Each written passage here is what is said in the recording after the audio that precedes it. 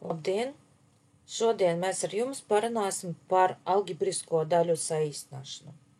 Izrunāsim gadījumus tad, kad mums skaitītajā un saucējā ir monomi, ir skaitļi, kad nevajag sadalīt skaitītāju un saucēju reizinātājos. Tātad, piemēram, mums ir daļa a kubā dalīts ar a kvadrātā. Lai jums būtu skaidrāk saprotams, es no sākuma pārrakstīšu skaitītāju un saucēju kā mainīgā reizinājumu. Tātad redzu, ka man ir a kubā, tātad būs a, reiz a un reiz a. Jo a kubā tad redzam pakāpi 3, un tad būs 3 reizes mainīgais a. Tā, un dalu ar a reiz a.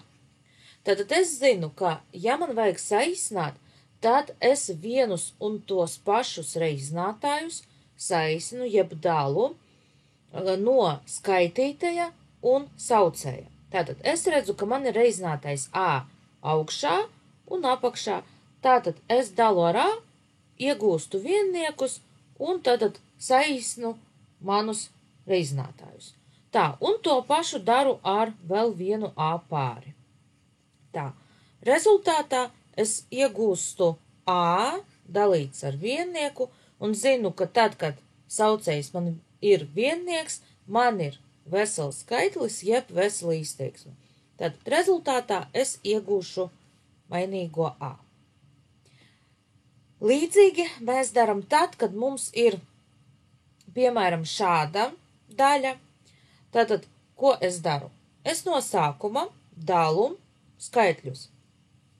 Piemēram, man ir 26 un 169.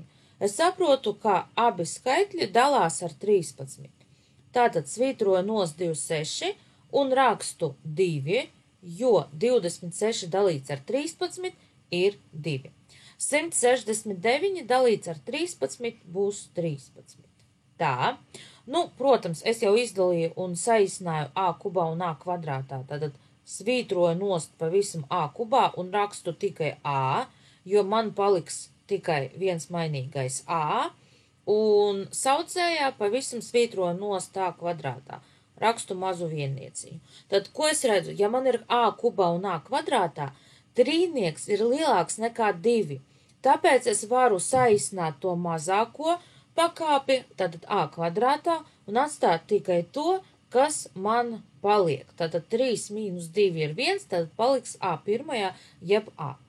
Tā, skatos, b mainīgais ir tikai skaitītajā, tātad neko saīsināt es nevaru, un skatos, man paliek c. Tātad c mainīgais no skaitītāja un no saucēja. Tā, viennieks, un redzu, ka man no daļas skaitītajā palika 2ab,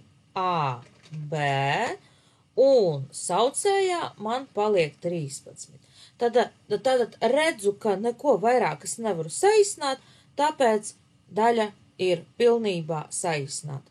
Ja, piemēram, es redzēšu, ka vēl kaut ko varu saīsināt, tad es saīsināju ne līdz galam, tad es varu vēlreiz izdalīt, saīsināt un dabūt galīgo rezultātu. Paldies par uzmanību, jauku dienu, visu labu!